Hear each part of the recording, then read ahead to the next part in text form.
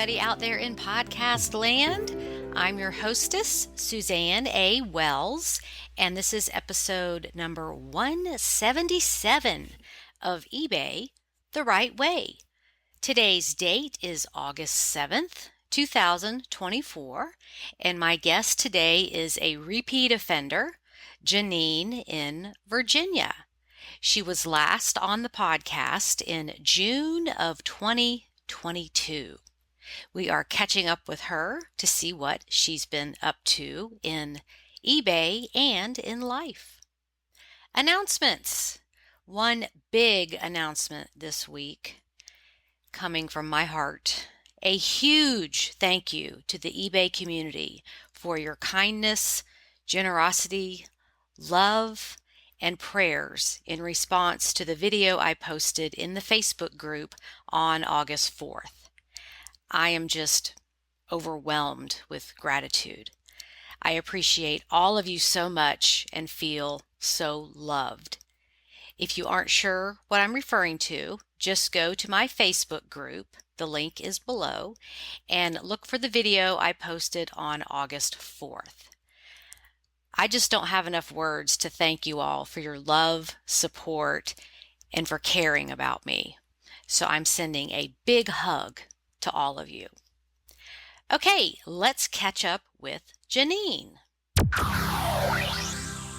Hello, listeners. I have a repeat offender this week, Janine, who was on in 2022. So we're catching up with her today. And how are you doing this morning? I remember I said it was probably about 2 years. So, wow, time flies. Yes, I have a massive spreadsheet. I keep track of everything on podcast wise. So, I looked it up and it was summer of 2022. Wow. Well, thank you so much for having me back on. And you're still regularly posting on the group, posting your sales and very active. So I appreciate that. But let's kind of do a recap of how you started eBay and then your other two side jobs.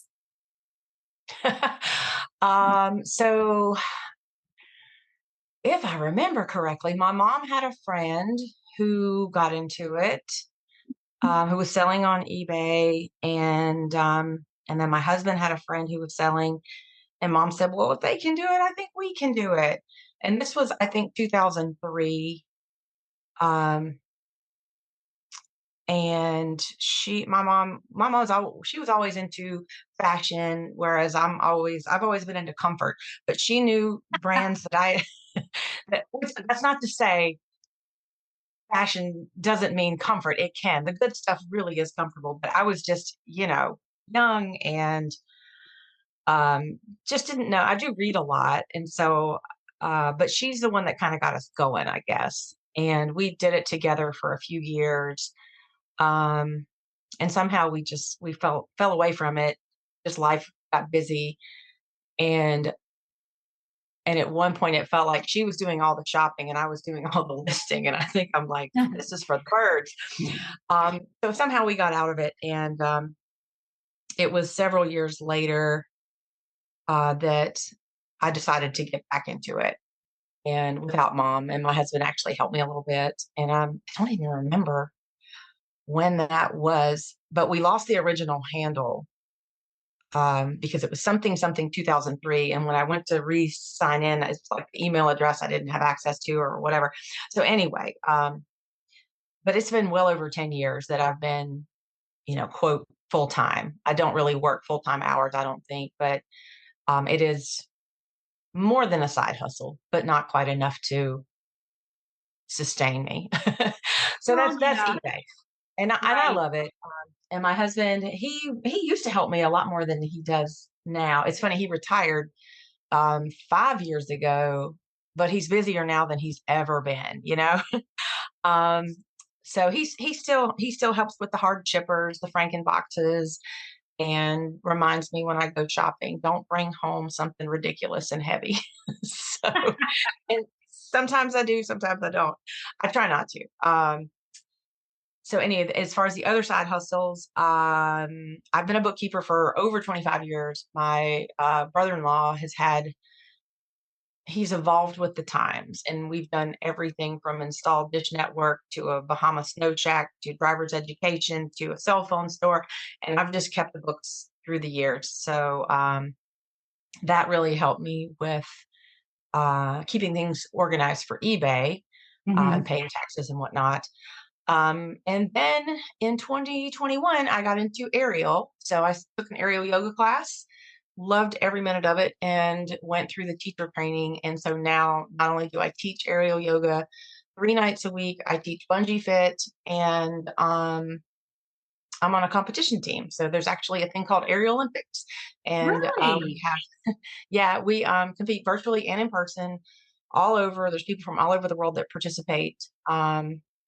And I think I have 4 first place medals for my division.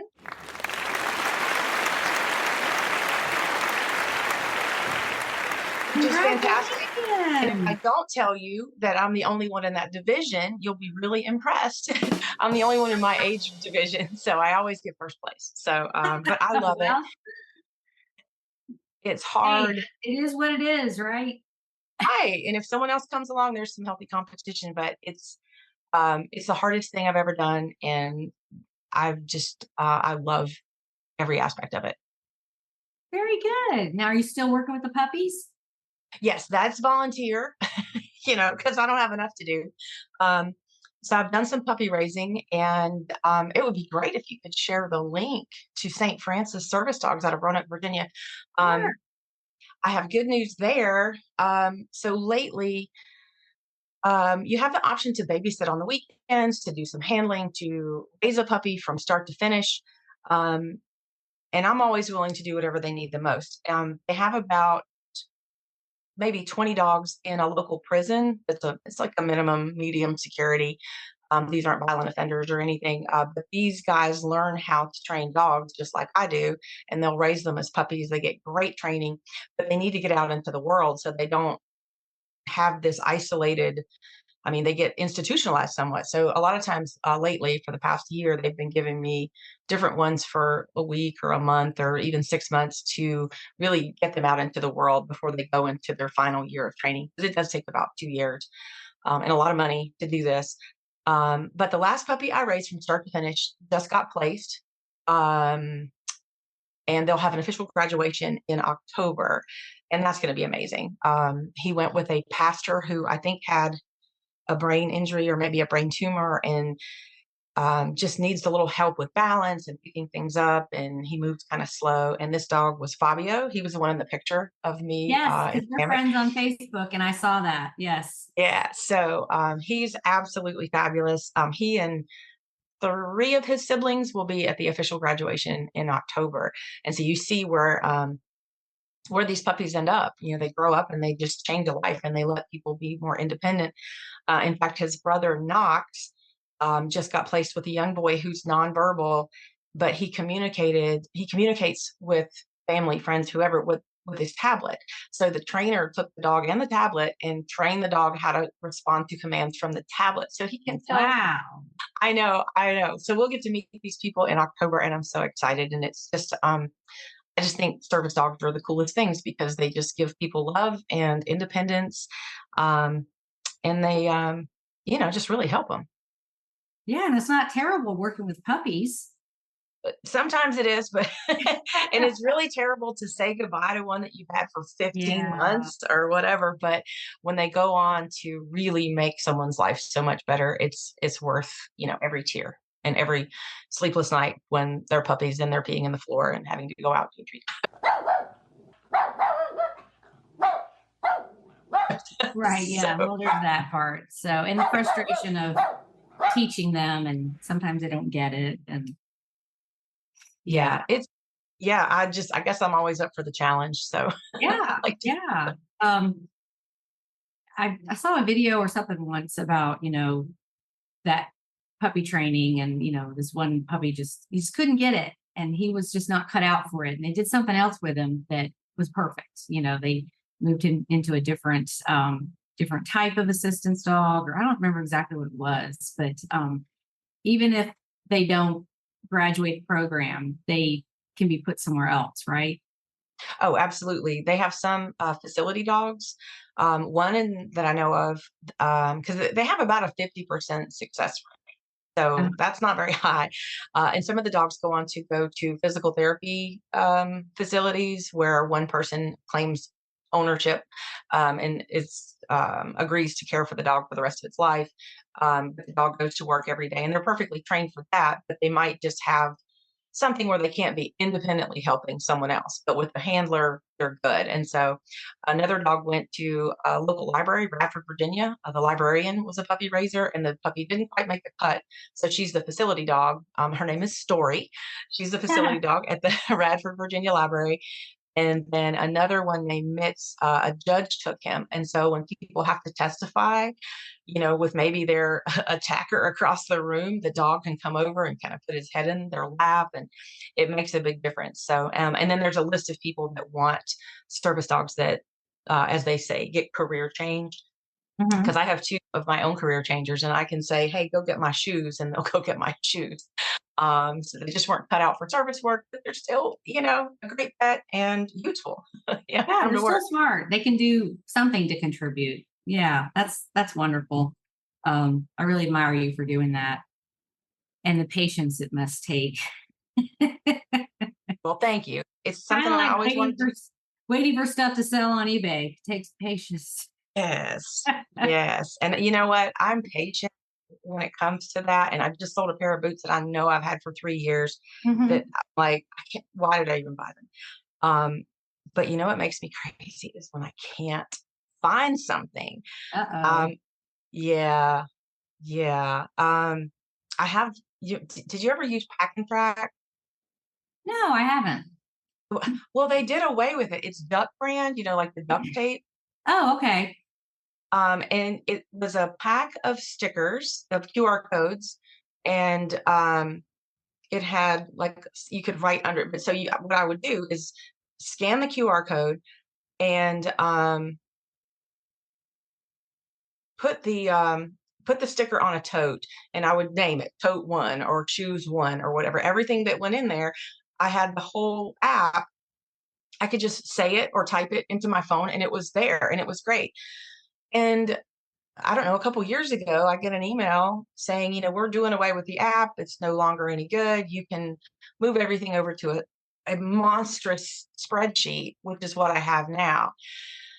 And the problem with that is I'll go, "Oh, okay, here is a pair of Hey Dude shoes. I'm going to put these in shoe tote number 7."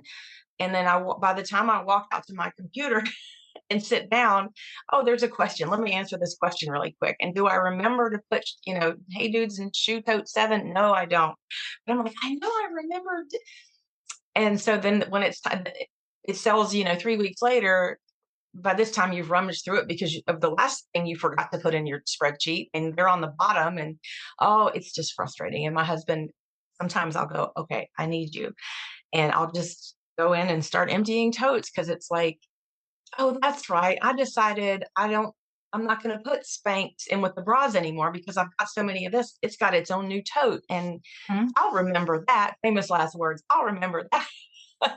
So, yes, that is my biggest challenge, I guess, is remembering to be, to do what I set out to do, Right. to Well, yeah. go And along.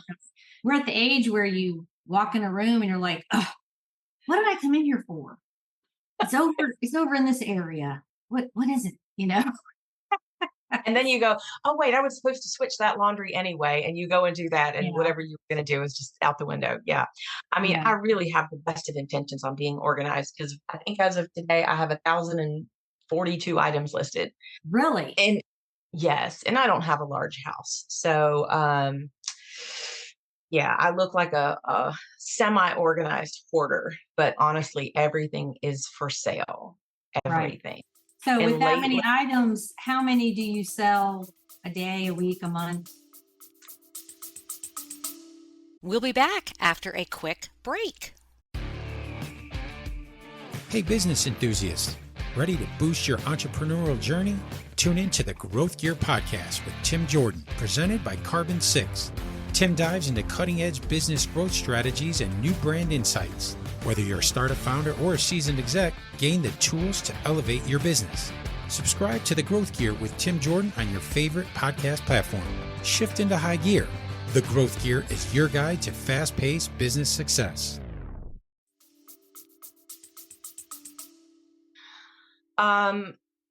On average, if I look back month to month, it comes out to be roughly 2 to 3 a day. But Okay. it's so inconsistent since Mhm. COVID. It used to be 3 to 4 a day without having that many items listed. Mhm. Um, and I wouldn't I have changed some of the things. Like remember when Chico's used to sell? Like Yes. Eileen Fisher used to sell, I Uh-huh. have so much of that stuff, it just doesn't move anymore, and I've really changed, some things. But honestly, if I think it's gonna sell, I'm gonna buy it, I'm gonna list it. And do I have way too much in a death pile? Yeah. But I used to really sell more, and maybe my profit margins are higher with me selling less now, or maybe I've just gotten smarter. Like, there's so many things I would never buy again that are still listed. Right. Yeah. But you've already done the work, so you might as well try to get something. Oh, yeah, yeah. And so, looking back, I do keep a spreadsheet of, what I paid, what shipping cost, what the buyer paid for shipping, because that really helps me at year end. And it does average around 60 to 70 to 80 items a month. So anywhere from 2 to 3 a day if you look at, but honestly, I'll go 2 days, I won't sell anything, and then I'll sell 6 things. It's like, okay, Yeah, stuff it's that very stuff that's inconsistent.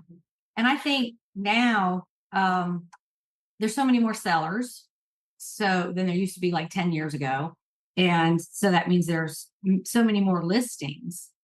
And I've told the story before, but it happened again over the weekend, ordering, clothing, bathing suits and stuff. And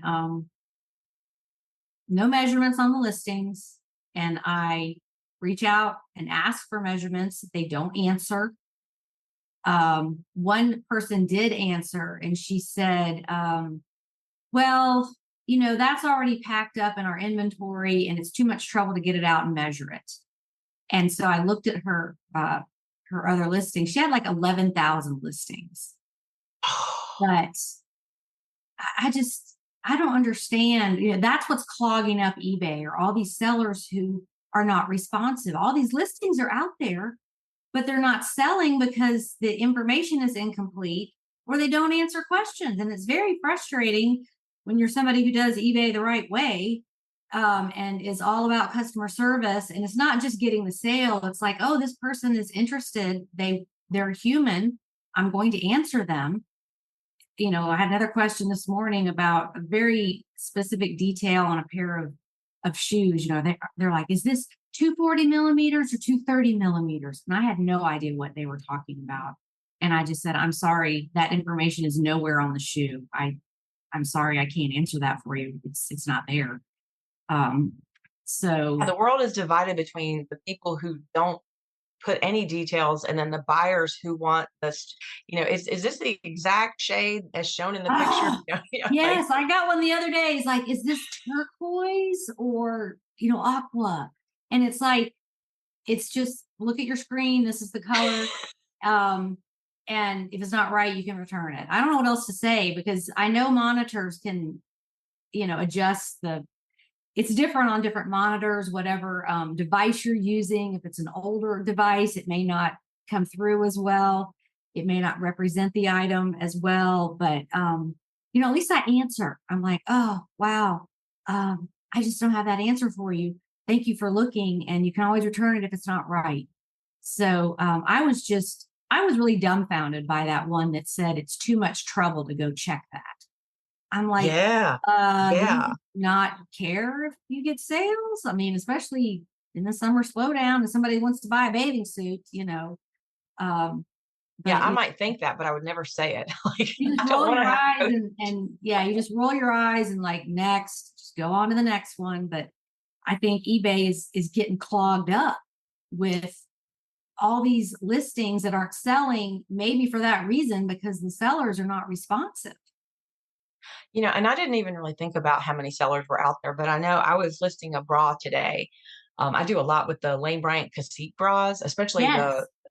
big ones, because they're like uh, Well, sombreros they're sometimes. harder to find. There's not as many of them.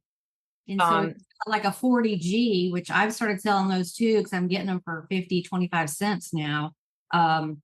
Yeah, I mean, there's just so many combinations of band size and cup size. It's infinite, really. well, I was looking, normally it says on there like lightly lined t-shirt bra, or, how Cacique's really good about having a name. And I found this one the other day, and it just had the number 0710. And I'm like, I've sold that before, but I don't remember what it was called. So I'm just going to call it lightly lined underwire. It's got the mesh back and the cutout or whatever. But in looking at other listings to see if I can find the name, because I'm like you, I do it the right way. I try to put the name, model number, whatever. My husband says, some of your stuff has more model numbers than my first car, or whatever. They're like car parts, bras.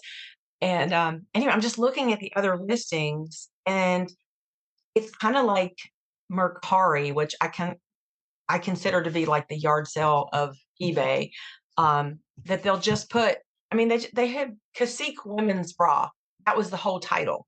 Mm-hmm. No size, no color, no nothing to lift them in the algorithm. But I'm like, I would at least put the size. Like, I'll do Cacique bra size, whatever, then the name and, an underwire or whatever. But put the important stuff first. And I would never put the word woman in a bra title. Right. Yeah. And unless there are men's bras that I don't know about, and I don't pretend to know everything. And I know we're in strange times, but typically the men aren't wearing the bras. That I know. But all they put was unless you're Kramer on Seinfeld and you're wearing the man's ear. oh, right. Or the bro. A bra is for ladies. Meet the bro.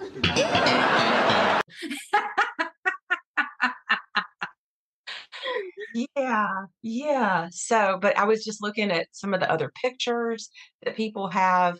There was one bra on a hanger that was just sort of sideways, and they didn't make any effort to make it even look like it was really hanging diagonally. And I'm going, and it's not, it hadn't sold yet because I hadn't clicked sold, but I just go, man, I try to put every measurement, every possible thing that could come back. And oh, here's a good one for you and your listeners that I got kind of I was a little miffed about this. I sold a dress, and it was a like a cocktail dress. I forget the brand. But where it has fabric type, I put chiffon because it was that was a chiffon. We know what chiffon is, right? And it was returned as item not as described because she said it wasn't chiffon. And I'm like, okay, maybe I don't know. So I had to pay return shipping or, risk the ding or whatever. But I was like, well, what exactly is chiffon? And I suppose I just think she didn't want it, or she wore it and was going to return it or whatever. But so now when it says fabric type, you know what I type in? I type in whatever's on the tag. Oh, it's 97% cotton and 3% spandex. That's the fabric type. Yeah, but they have like, denim and all the different fabric type, twill and all that stuff. And well, back to your customer, who knows? She probably just picked a reason. I had one the other day that was talking about a terrible odor, and it was a lovey. And I wash all those because, you don't know where that thing's been. You don't know if it's been used as a snotty Kleenex or what. So I wash all those and keep them in an airtight plastic tub, so no smells are getting in. And there's no smells in my office. There's no mothballs. There's no BO. There's no smoking. There's no pets. And I think she just picked a reason. I'm wondering if she's going to send me back the one I sent her because, like, maybe she had the exact one for her kid and it's looking kind of ratty, so she's going to switch them out. Which I don't care. It was $20, but come on, people, just pulling these reasons out of the air. And I know my stuff doesn't smell bad. I know that. Trust me, because when you get it out of the thrift store, you're like, "Ugh, it's going straight in the washer." Oh Or yeah. buy it at all. If it's mothballs, I just forget it because you're never getting that out. Or it's too labor intensive. And we have sensitive smellers out there. I know that, but they just pick a reason um Yeah. to get Yeah. a I'm certain. just careful about that now. I mean, I will use denim or cotton blend or something like that. But when it comes to, I'm never using the word chiffon again, just in case, because, it automatically opens the return. Because I would honestly, if she had said, I just don't like it, can I return it? I do have my store set to no returns. But if someone says, oh, hey, these like Crocs can shrink in the sun, that kind of thing. If someone reaches out to me, I'll be like, oh, you know what? Just give them to somebody that'll fit. I don't want to pay return shipping back. I don't want to have to try to sell them again. Just you keep them, give them to your daughter, whatever you have to do. If that woman had reached out to me, I'd have said, "Oh yeah, but you're going to have to pay to send it back to me." I didn't really want it back at that point because I probably had it a long time and I wouldn't buy it again. It's one of those situations. But here I had to pay return shipping and then try to resell it. And usually, you resell it and that's fine. But people will do anything. And as far as the smells, since my husband retired, he is doing like paint correction, car detailing. He bought a machine. I don't know, I'll get the name wrong. It's some sort of like a deionizer or something. Mhm. And he can put it in a car to remove smoke smells. I don't know if someone died in the car, maybe, I don't know. But it gives it, I've smelled it before, like in stores. Um, it's some sort of a machine that if you run it in the house, you can't be in the house. Or if it's in a room, you want to seal off the door, like put a towel in the door crack. Because we did have an incident once where um, we were at the beach for a week and someone was feeding the cat for us. The dogs were boarded. Um, but the cat just quit using the litter box and used the bedroom corner instead. And I walked in and was like, how the person didn't know this. I mean, we couldn't even walk in the house. So my husband turned on that machine. I think we got a hotel for the night, came back the next, cleaned up, came back the next day, and all the smell was gone. So people will buy cars that just someone has smoked in it for years, and he can put that machine in it for 4 hours. Um, and the smell is removed. So I have this box that has like a ventilator. He can put the tube in it and it's sealed off. And if it's because I'll get bras that smell like the cheapest perfume that you can't wash that Yeah. out. Right. It's horrible. And sometimes there's still a faint trace of this perfume. Like I don't know what they make that stuff out of, but I can use that for a couple hours and get the smell out of like shoes that smell like a basement or I've never tried mothballs, I don't think. But it'll Yeah, get smoke smell that's out. really tough because the only thing that's ever worked for me is putting them out in direct sun.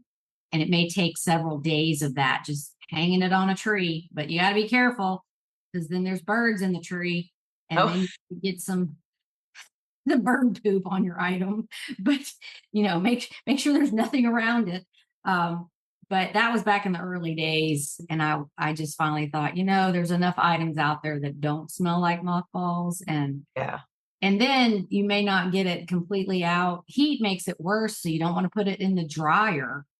Mm, Being in the sunlight is the sun's doing it, but if you put it in the dryer with like dry L or something, it just makes it worse. That heat just sets it in. So I kind of gave up on anything that smells like it's just mothballs. It's just not worth the work. yeah. Yeah. And Unless it's like what if the, that person who bought it they're a more sensitive smeller than you, and they're like, ugh. And if you put it in a package and seal it up and mail it, especially in the summer, what's it going to smell like when they open it? mhm, Be like, ooh, mothballs. It's terrible. So, yeah. some things you just can't fix. But anyway, so wait, I wanted to ask, you said your husband is busier than ever. What all is he doing during retirement to keep busy? So he was 32 years with the Virginia Department of Transportation. Uh-huh. And before he retired, a guy from our church who had worked in his family's business um, since he had grown up doing it, they had this business had added metal roofing to what they were currently doing. And he was trying to get the family, well, we could expand, we could do this, we could do that. Well, no one would listen. So he and his brother started their own gig doing metal roofing, and where Ricky had all this experience with traffic and laws regarding, permits and overweight vehicles and things like that, because he was superintendent of our area. They said, hey, would you, mind kind of helping us get things going, maybe coming in a day or two a week, um, and just helping out with safety, with maybe deliveries, or if you want to run some equipment, because they have tow motors and all the things like that. And he said, this was before he even retired. So he said, yeah, I'll give it, I'll come help y'all get going, thinking it wasn't going to be, it was going to be a slow start. Well, they've since hired about 20 more people. They would work him every day if he would. But right now he's only working 2 to 3 days a week for them. Because, he's a boomer. He's responsible. He's a hard worker. He's going to show up. He's not going to call in Right. sick, unless he's, really sick. So he's got that going on. And then before he even retired, he got into car detailing. He loves taking just a mess and making it beautiful again. So he'll do the headlight correction. He'll do ceramic coatings that make your paint, pretty and last longer and all that. So he has quite a few regular people that, like, you can never stop doing this, because there's some that he has on a 4-week basis where he goes and gets their car, brings it home, shines it up, and sends it back. So that keeps him really busy. And he's so busy to the point he's building a separate building just for this, which I'll be really glad, because I don't have to hear his podcast and his, the buffer just running all the time right out, because my desk is right up against the garage wall. And so we're working at home together. This is a little further up the hill, and he'll have his, Yes, that's a good thing. Well, let's talk about some things you've sold recently, or some eBay stories. I think it was a lovey or a stuffed bear or something, that they had lost it, or it got lost in a move, or when they were traveling. And I know she was, and I really meant to even share this in the group, and I just, it sort of happened, life happens. But I got such a sweet letter. I will share it if I can find it. But I just remember going, "Aw, see, we forget." It's nice to make a buck, but it's also nice to really make somebody happy. And sometimes when I'm shipping something, I really try to uh, be mindful and go, okay, universe, I hope this person just loves this shirt as much as I did when I wore it, or whatever, if it was mine. Right. Or I just really hope this is something that's going to, make them happy. Like, this was a pretty good gig. You have to remember that little sales add up. I was in a Goodwill. I don't even know how long it's been or how many I originally started with, but it was a small tote with a lid. It was clear, and it was filled with compression stockings, Medline. Some of Right. them were knee high, some were thigh high. They were all extra large. Um, and there was something else like green toe or something. There had to have been 20 of each. And the whole thing was $3. Like, you couldn't buy the tote for $3 at Big Right. Lots. So I bought them, listed them for, I think, $8.95 a piece, free shipping. And I normally don't do free shipping, but on something like that, you just have to, basically. Um, and so I think over the course of time, I made about, my profit was like $4 on each one. And so if there were 40 of those, that's not bad money, but it just Right. took a really, really, really long time. Um, and then my best sale lately was, I did share this on the Money Making Monday, was a pair of Crocs. They're called Sexy Serena, I think. And I've Okay. just, yeah, and they're just like a T-strap thong with a heel Uh-huh. strap. Because I don't typically grab a pair of Crocs if they're not marked up, because you can usually make 20 bucks off of them if they're in good, Mhm. because they do make different little Mary Janes and little sandals and little Yeah. flats and Yeah. They whatever. make a lot of styles now. Yeah, and I had never seen this particular one, and they were black, and I just grabbed them and didn't check them, or I was on my way to check out. They were $5.99 and threw them in the buggy. Got home and was looking, and people were calling them rare, and there really weren't a lot listed, and they were like probably like a size 8. I got to make sure my girls don't see them. So, oh, can I have these? No. Um, so I listed them for $79, I think, and I had a couple watchers. They were black, and I didn't send offers. I'm going to give that a few days before I send any offers out. And I was on my way to a Dr. Joe Dispenza retreat in DC, Okay. the advanced follow up, which I love. If anybody is interested in the mind body connection of meditation and mindfulness, Dr. Joe's your man. Uh, he's the scientist behind the mysticism. Yes, I And love him. I I follow just his stuff. Uh-huh. Yeah, so that was my 4th retreat, and as I'm pulling out of the driveway, I got the cha-ching, and they had sold, and these retreats are not, they're not free. So I was like, "All right." And then when I got back, I sold quite a few things, and my husband was good to pack everything up for me. Nothing was too hard to find, thankfully. Um, and I sold a Bible when I was there for $49. It was one of the older ones that have the pre-highlighted Yes, Zonderman. Sonderman. Uh-huh. Uh-huh. Okay. Yeah, I don't do a ton with books, but I just kind of saw that one, and it just sort of, the gut feeling, the intuition, whatever you want to call it. So I grabbed it, and while I was at that retreat, it sold that. Probably sold 8 or 9 things when I was there. So he had to work hard. Very um, good. but when I got back and went, I don't shop near as much as I used to. I think because I spend more time in one store, I look at more things. I mean, I can remember shopping with him on a Saturday when that was the only day we had to shop because we were both working full time. And it's like, okay, let's go shop.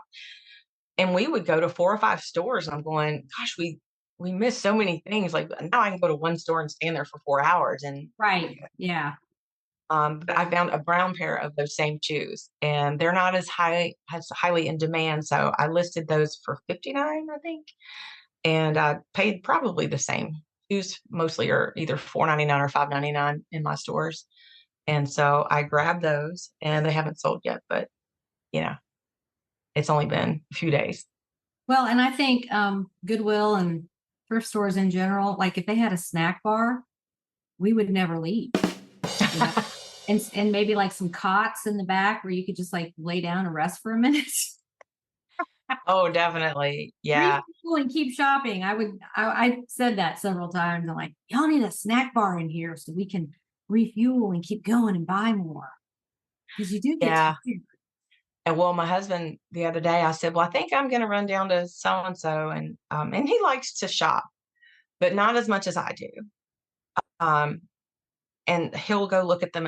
He just has reservations about like looking at women's bras. He thinks that would be perceived as weird. So he'll check out the men's stuff. He'll check out the hard goods and maybe shoes. I'm like, did you look at belts? Did you? Because I love belts. Mhm. Belts. Did you look at look for suspenders? Did you look in the little end caps? And kids' toys? And he'll go, no, I just kind of look through the men's stuff and then he'll sort of follow me around. And so the other day I said, well, I'm going to run down to, this store. And he goes, oh, maybe I'll go with you. And I'm like, that's fine, but you will not rush me and you will not come back to me and go, you about ready? Or I'm going to go sit in the car. Cause I feel like, oh, I why don't I hate leave him in? that. Go sit in the car because you're just like, oh, I got to finish and they're out there waiting on me. So Yeah. But he just likes to go and get something to eat and do a little shopping right. and sometimes I'm fine with that. Because you know what? I fell into the best gig. Years ago, a friend of mine, she was doing mystery shopping for Cato. Uh-huh. And I'm like, oh, that's so cool. Well, she ended up getting pregnant and she's like, hey, well, I'm not going to be able to do this once I have this baby. And there's like 4 within a 30-minute drive of me. And she would do them every so often. She's like, I just don't think I'm going to fool with this anymore. Now I've got this baby and whatever. And she's like, here's the thing. If you want to sign up, I'm like, yeah, sure. So I did Cato and a couple of other stores.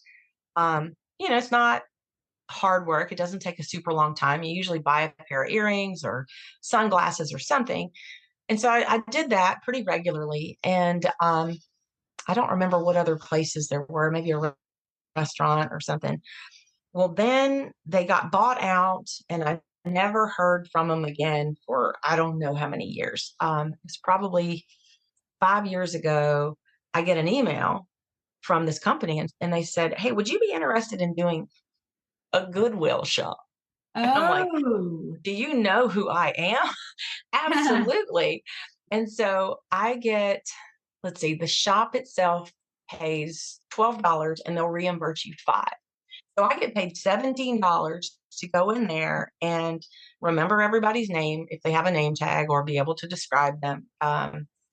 And was it clear? Was it outside clean? Was the store well lit? Answer all these questions. Were things neat? Were they, were the bookshelves? Like I know it all now. The first time I did it, I was like, oh my gosh, I like have to, you know, write notes. And so now I just have a note app on my phone, and I just, make note of little things and type in all my answers.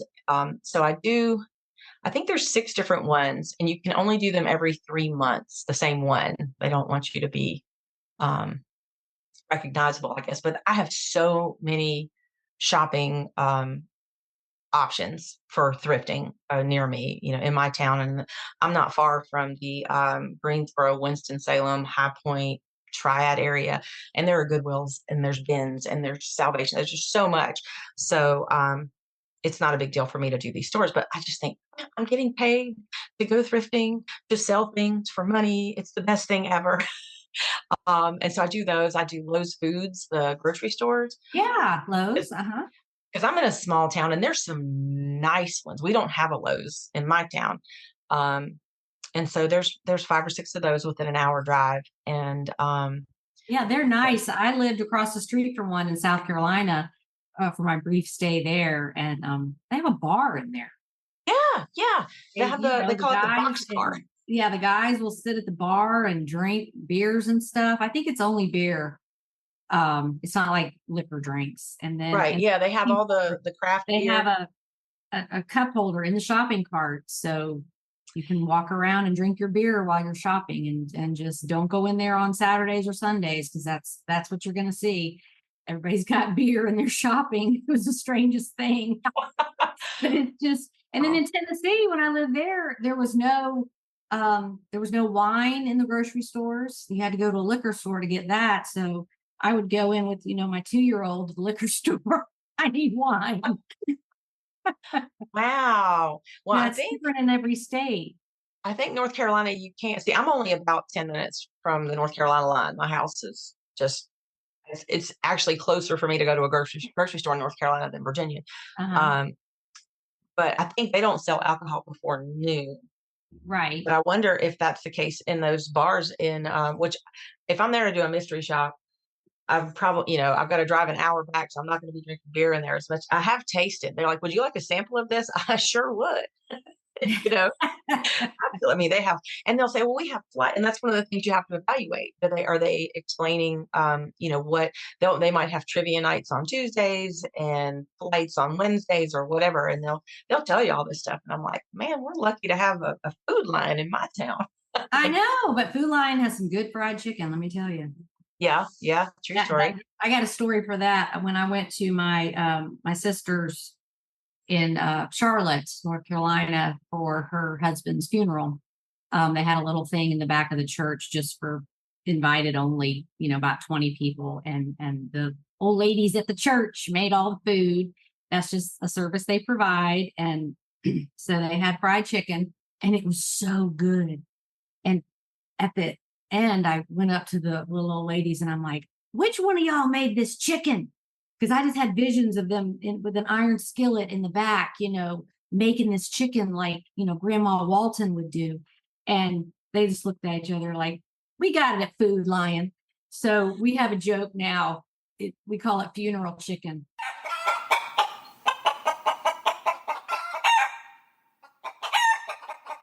I gotta, it's my sister and my joke, like, got to go to Food Lion to get some funeral chicken. And then I found out there's all kind of funeral recipes. There's funeral potatoes and funeral cake and all this, anything that you can make easily in a large amount and transport to a funeral.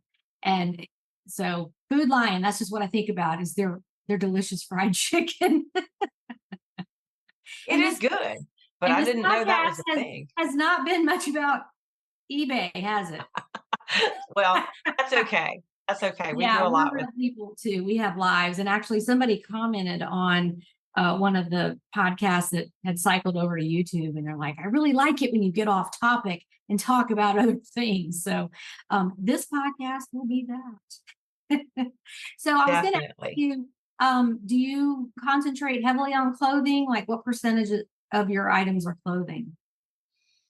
Oh my. I would say 75% Okay. Heavy on is clothing. clothing. Okay. Yes. And shoes and lots of bras. I love swimwear, especially brand new swimwear, because that stuff is so expensive. I love belts. Maybe I can be the belt lady. You know, not my best sale ever, but one of my best was a Tiffany and Company sterling engravable belt buckle. I saw a Brooks Brothers belt and I didn't really pay attention to the buckle. I noticed it was scratched and I threw it in my stuff, and it probably sat in my house for a month.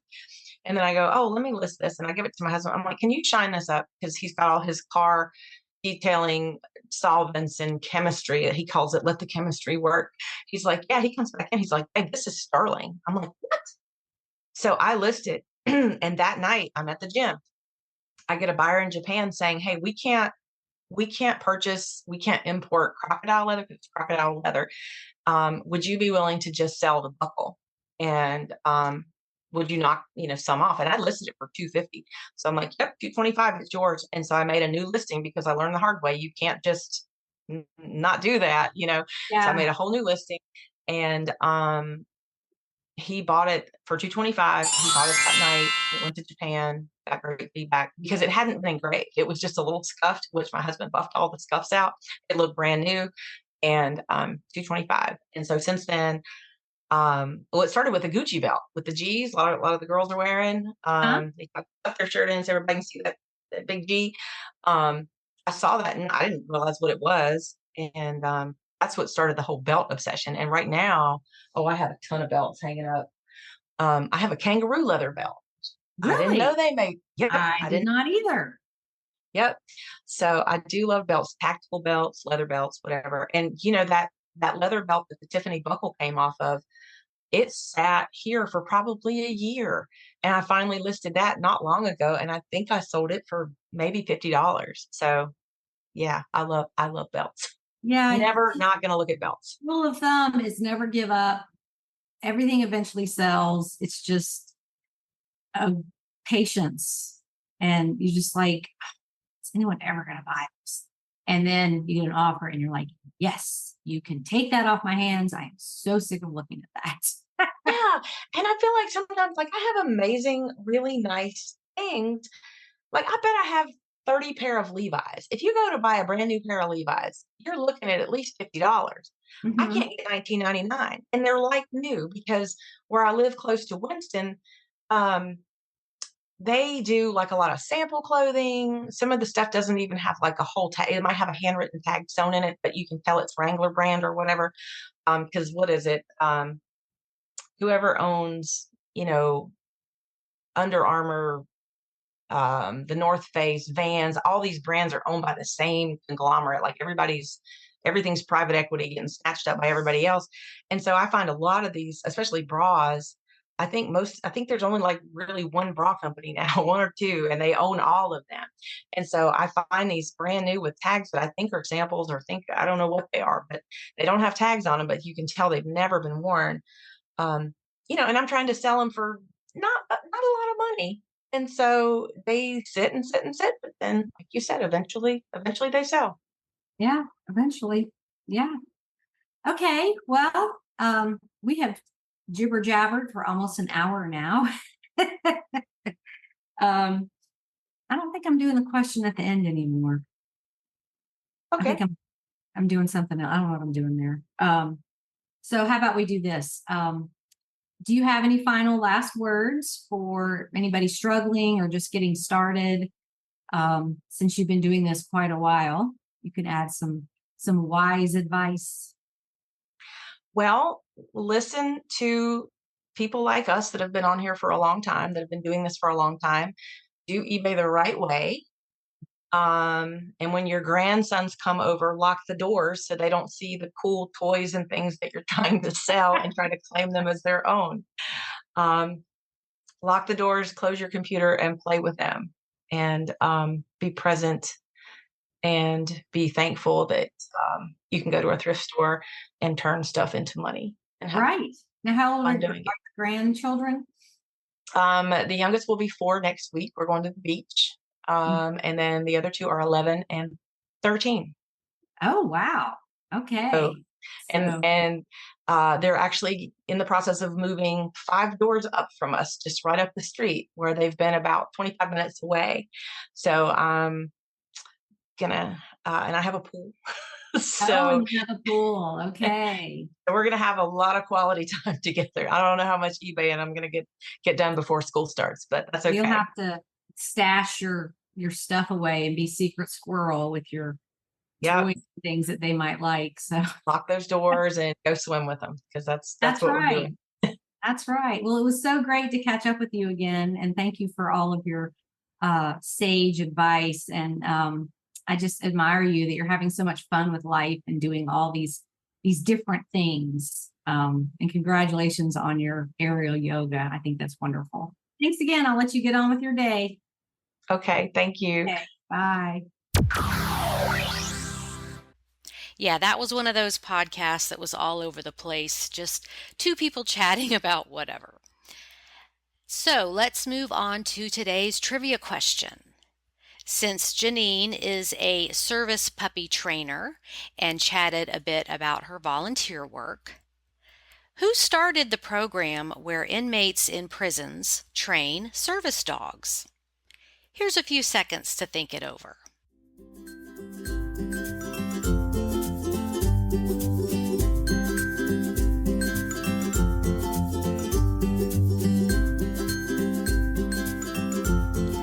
Okay, in 1981, after years of self-study, Sister Pauline Quinn teamed up with the Dean of Washington State University's College of Veterinary Medicine to launch the first ever prison pet partnership.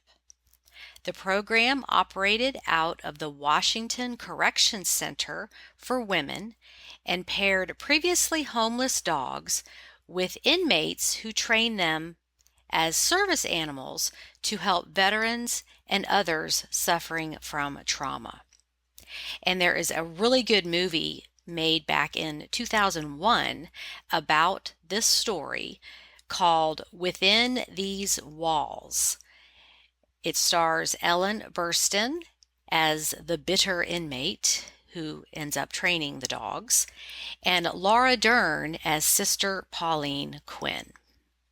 I really enjoyed that movie. It came up on one of those free channels like Freevee or Tubi or Roku channel, something like that. So I highly recommend that. Yes, I give movie recommendations on this podcast.